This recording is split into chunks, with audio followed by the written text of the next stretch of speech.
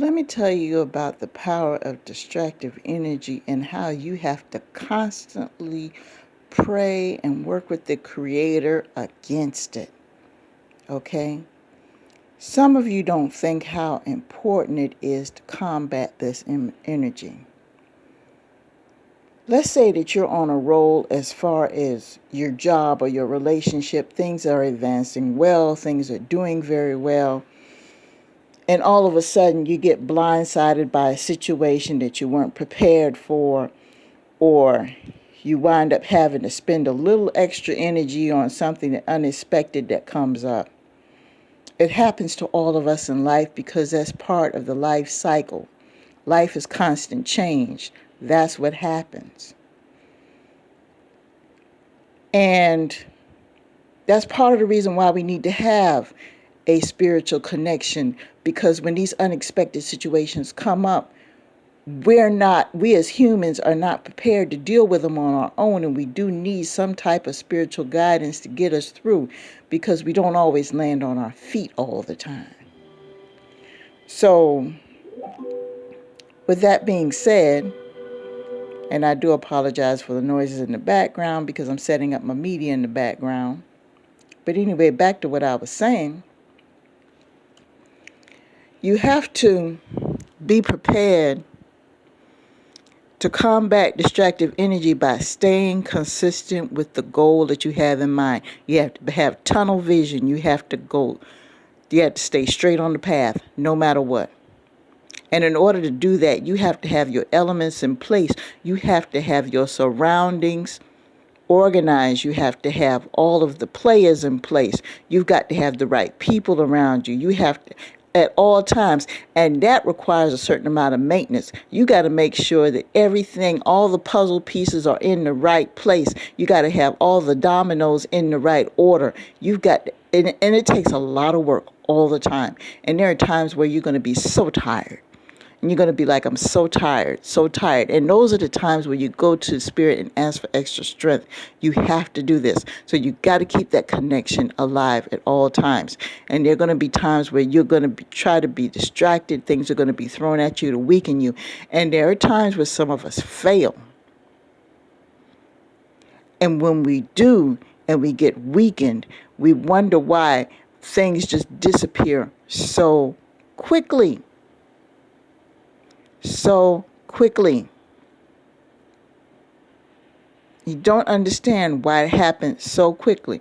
How is it that I've had this career so quickly? How is it I had this money and it disappeared so quickly? How is it I had this relationship and it disappeared so quickly? Am I saying that it was totally your fault? Not totally your fault. But there's such a thing as being caught up. There was a term that I grew up with as a teenager and a young adult that was called being caught up, where you got caught up in the whole situation to the point where it wasn't about keeping the prize anymore. You got the prize and you kind of took your foot off the accelerator and you kind of just relaxed in it.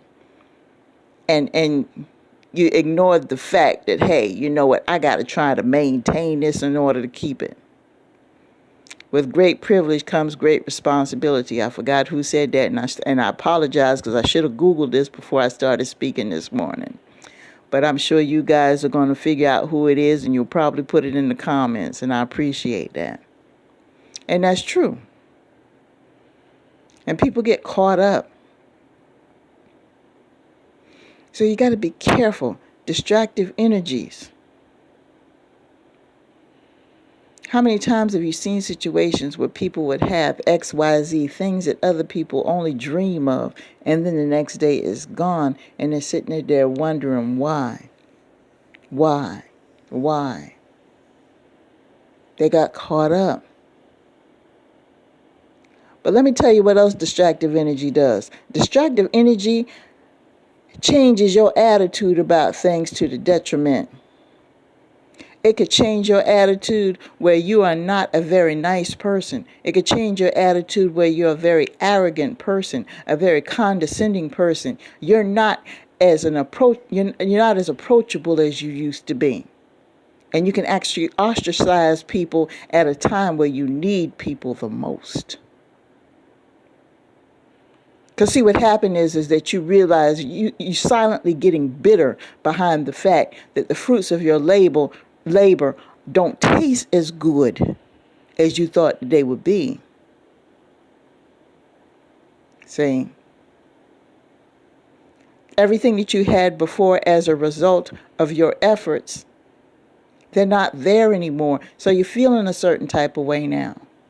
You're thinking about what you used to get as a result of all this, and you're not getting as much as you used to get for the effort that you're putting forth now. For instance, a common case in point, and I speak about this often on my channel. Once upon a time, a person used to put in 40 hours a week for a Fortune 500 company that had 1,000 employees, and they would get full benefits and get the whole 9 yards, work for a company for 25 or 30 years, retire, live off the retirement, and wouldn't have to worry about anything. Be able to have the house paid off, have the car paid off, take vacation anytime they want to, and have plenty of money in the bank. Shit ain't working nowadays. That's a part of the past for the average working person.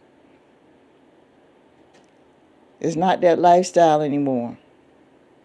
And for a lot of us who grew up in that generation, who are approaching that time to retire, or for those of us who have retired, we find ourselves a few years later having to take on a gig or a part-time job or whatever to come out of retirement, because a little bit of retirement that we do have is pennies compared to what we thought that we would be able to have.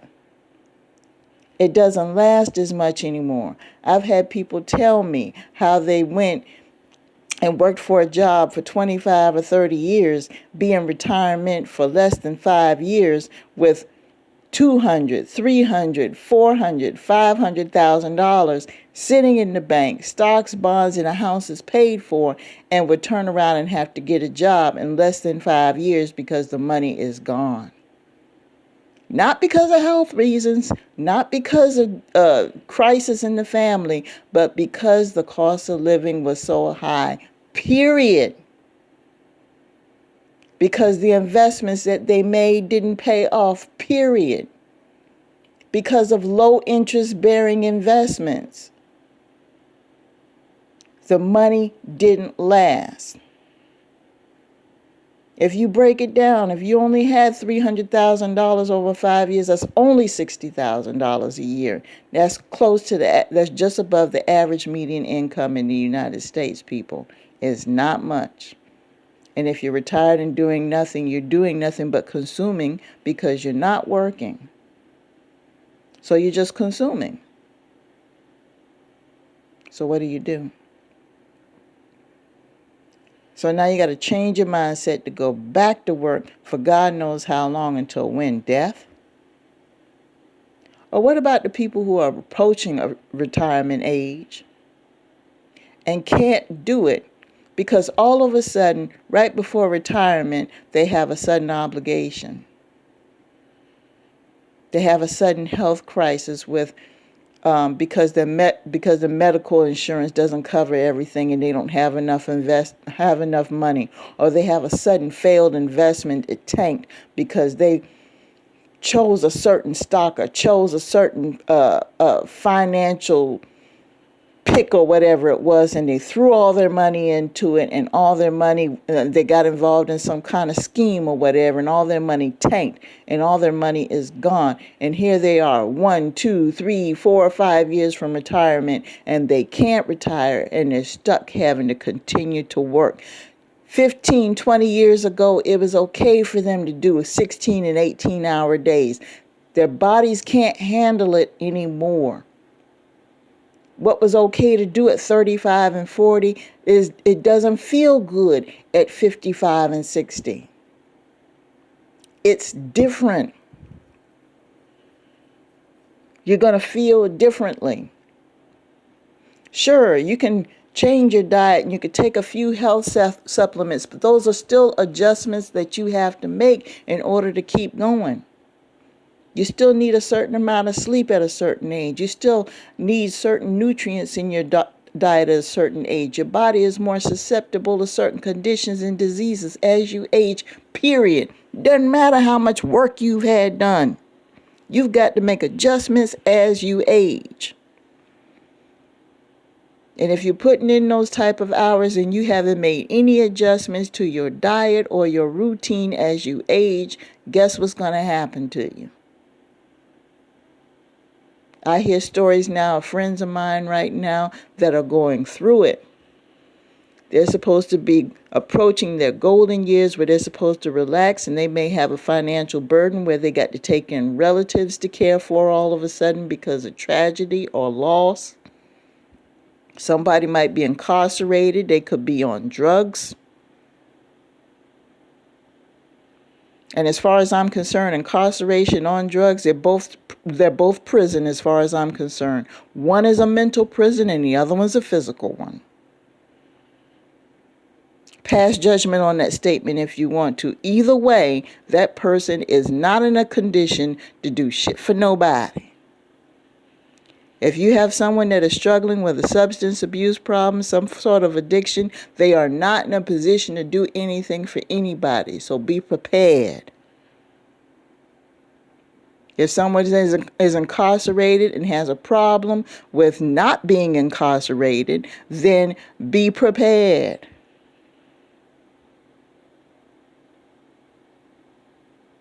And if you're one of these people who has previously been involved in those situations and you are free from it, kudos to you. And I encourage you to share your experience of deliverance so you can encourage others who are going through it, because it's not an easy thing to go through. And there are a whole lot of us who don't make it out and succeed. I'm telling you, a lot of us don't live to see it. So please share your story. I encourage you to do so. Just the ones who succeeded, not the ones who are pretending, okay? I got to throw that out there because some of y'all are still in denial. I hadn't forgotten about y'all. But distractive energies, we have to be wary of them. Yes, there's nothing wrong with enjoying your blessing. Nothing wrong with it at all. I encourage you to enjoy your blessing because your Creator wants you to enjoy your blessing. But understand this, there is a responsibility with that blessing. And one of those responsibilities involves combating distractive energies, and they could come in the form of people, places, and things. So make sure that you understand that when you get that blessing, there is a responsibility associated with it. And another thing, if you are blessed with something and you know for a fact that you could use that blessing to help someone else, I say this over and over and over and over again because I've seen it happen. I've been guilty of it in my past life, and I've seen people, and I'm seeing people do it now. They have the ability to bless other people and choose not to. Don't be surprised if that shit gets taken away from you. Don't be surprised if you lose it. Don't be surprised. Don't be scraping up your knees crying as to why you lost it and all that old foolishness, because it was rightly so. You didn't use it properly. I'm not feeling sorry for you.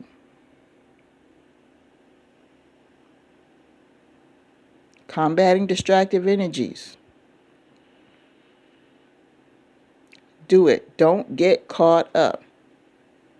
Getting caught up is one of the most distractive energies of all. And that's the number one way that you can lose the blessing that you have, for sure. With that being said, I'm going to go ahead and let you guys go. Peace.